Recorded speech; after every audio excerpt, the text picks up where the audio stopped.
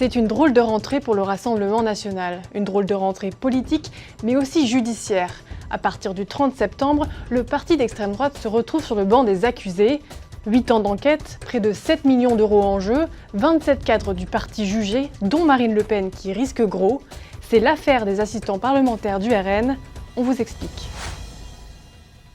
Jean-Marie Le Pen, Marine Le Pen, Julien Audoul ou encore Louis Alliot, tous sont ou ont été des figures du Rassemblement national et tous sont soupçonnés d'avoir trempé dans un vaste système d'emploi fictif et de détournement de fonds européens au profit de leur parti.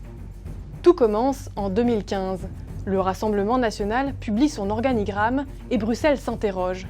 À l'époque, 20 assistants parlementaires du Front National au Parlement européen occupent aussi des postes clés au sein du parti à la flamme à Paris.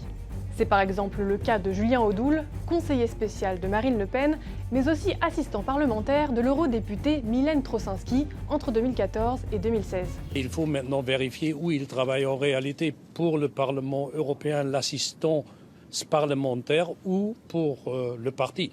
On ne peut pas être payé par le Parlement européen et travailler pour un parti. Le Parlement réclame des centaines de milliers d'euros à 5 députés frontistes, dont Jean-Marie et Marine Le Pen, tandis que l'enquête arrive dans les mains de la justice française avec une question. Le Front National a-t-il fait des économies sur le dos de l'Europe via des emplois fictifs d'assistants parlementaires?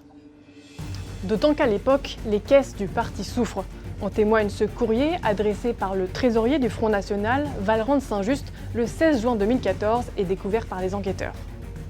Dans les années à venir et dans tous les cas de figure, nous ne nous en sortirons que si nous faisons des économies importantes grâce au Parlement européen et si nous obtenons des reversements supplémentaires.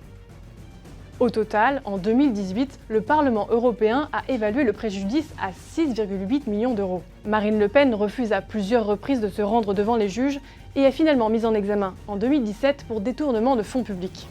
Au fil des années, le FN, rebaptisé RN, réfute tout emploi fictif.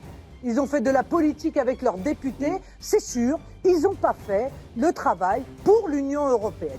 Écrit à la vindicte médiatique et au complot politique. C'est une vaste manipulation politique de la part de M. Schulz, qui aurait mieux fait d'ailleurs de le président du Parlement européen. Oui. On rappelle qu'il y a ce qu'on appelle en France la présomption d'innocence, qu'on nous ressort cette affaire des assistants parlementaires à chaque fois, à chaque élection. Les Français ont compris qu'aujourd'hui, il y avait un acharnement judiciaire à l'encontre d'un certain nombre de personnalités. La séquence pourrait en tout cas coûter très cher au Rassemblement national, aux 27 accusés, mais surtout à Marine Le Pen, qui risque jusqu'à 5 ans d'inéligibilité. Une peine qui pourrait stopper net ses ambitions à 3 ans de la prochaine présidentielle.